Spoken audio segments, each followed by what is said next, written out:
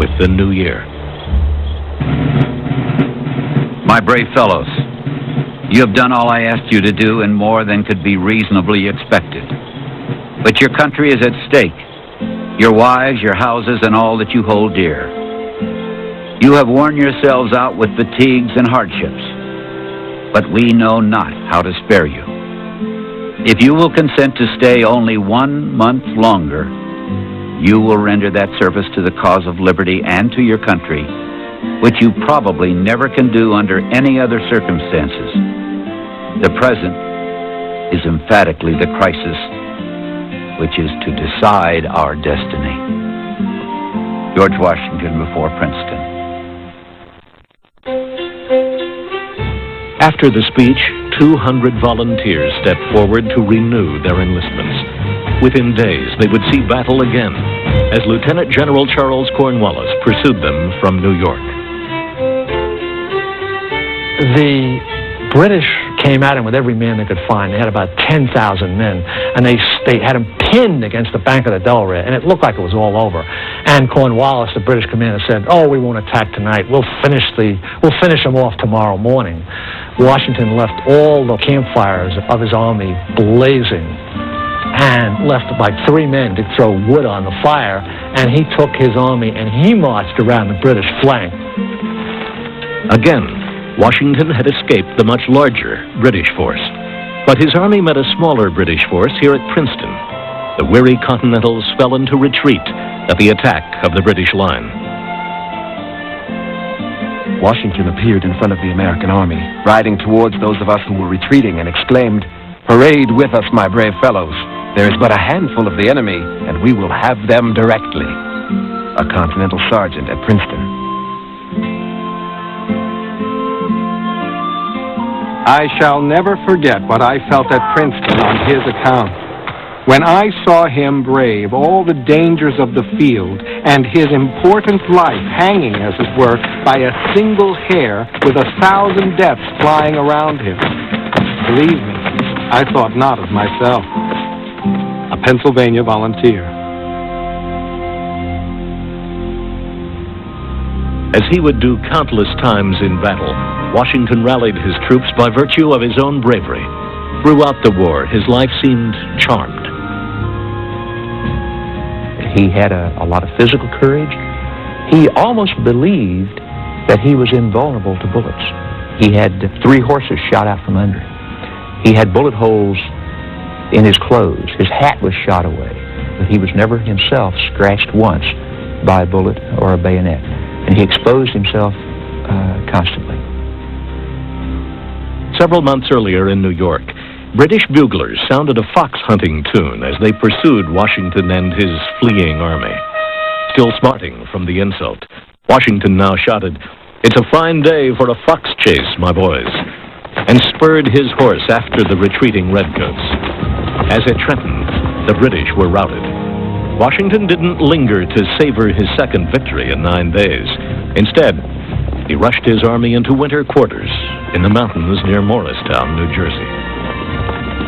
You look at the map, from that location, he would have been astride or on the flank of the lines of communication, supply lines of the British leading across the state of New Jersey.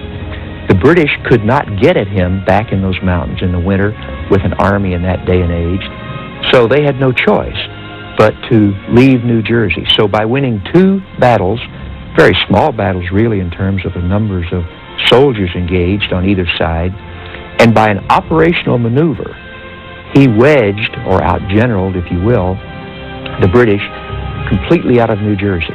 And so when the campaigning ended, the British had New York City. That's all they had to show for the largest expeditionary force they ever had sent anywhere for an entire year of campaigning.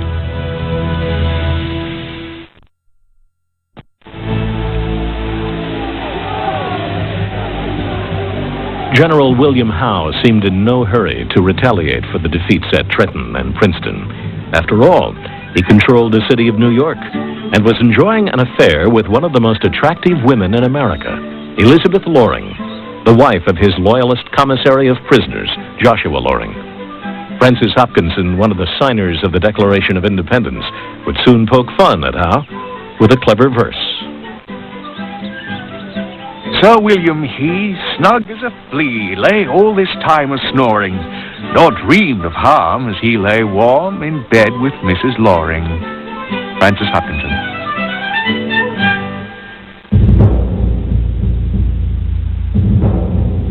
Finally, Sir William made his move. From New York, he sailed with more than 15,000 men south, then up the Chesapeake Bay. He obviously planned to take the largest city in America, Philadelphia. The guns of Fort Mifflin and Fort Mercer blocked an easier entry up the Delaware River into the rebel capital. With his Chesapeake Bay approach, Howe would have to cross overland for 50 miles to reach the city. On the 24th of August, 1777, Washington marched his own army through Philadelphia to intercept the enemy. 4 regiments of light horse, 4 grand divisions of the army and the artillery marched 12 deep and yet took up above 2 hours in passing by. We have now an army well appointed between us and Mr. Howe. John Adams. A new member of that army was a 19-year-old major general from France who had never seen a musket fired in battle. His name was Marie-Joseph Paul-Yves Roche Gilbert du Motier, Marquis de Lafayette. Lafayette is simply irresistible. He's such an idealist. Jefferson later said that he had a canine appetite for fame, and somebody else said that he was a man of only one idea, but fortunately for him, it was the idea of the century, namely liberty. Washington loved this guy. He treated him like a son and also like a younger brother throughout the whole war. Washington was basically aggressive and combative by nature, so he came down to contest Howe's advance against Philadelphia. And he did so at Brandywine on September the 11th. And there his army fought pretty well, but it was outflanked. Washington always seemed to have a problem protecting his flanks. There was a most infernal fire of cannon and musketry, most incessant shouting. Incline to the right, incline to the left, halt, charge. The balls plowing up the ground, the trees cracking over one's head, the leaves falling as in autumn by the grape shot. The action was brilliant. Mr. Washington retreated, that is, ran away, and Mr. Howe remained master of the field. A British officer at Brandywine. In his first battle, Lafayette was wounded. The next day, he wrote his young wife in France. Dear heart, Messieurs les Anglais wounded me slightly in the leg, but it is nothing, for the ball did not touch bone or nerve. Others weren't so lucky. Joseph Townsend, a young Quaker, described the field of combat after the battle. Awful was the scene to behold. Such a number of fellow human beings lying together, severely wounded and some mortally. A few dead, but a small proportion of them, considering the immense quantity of powder and ball that had been discharged. It was now time for the surgeons to exert themselves. Falling into the hands of a Revolutionary War surgeon was a mixed blessing at best. With doctors working without antiseptics or anesthetics and guided by fallacious concepts, even minor surgeries became life-threatening.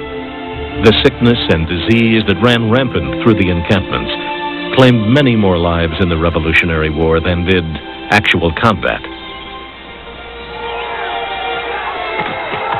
Howe followed up his victory at Brandywine with a surprise nighttime attack of Pennsylvania General Anthony Wayne's division at nearby Paoli. Relying solely on the British bayonet, the raid turned into a slaughter. 6 days later, Howe sent Lord Charles Cornwallis into Philadelphia in triumph. At about 11 o'clock a.m., Lord Cornwallis, with his division of the British and auxiliary troops amounting to about 3,000, marched into this city.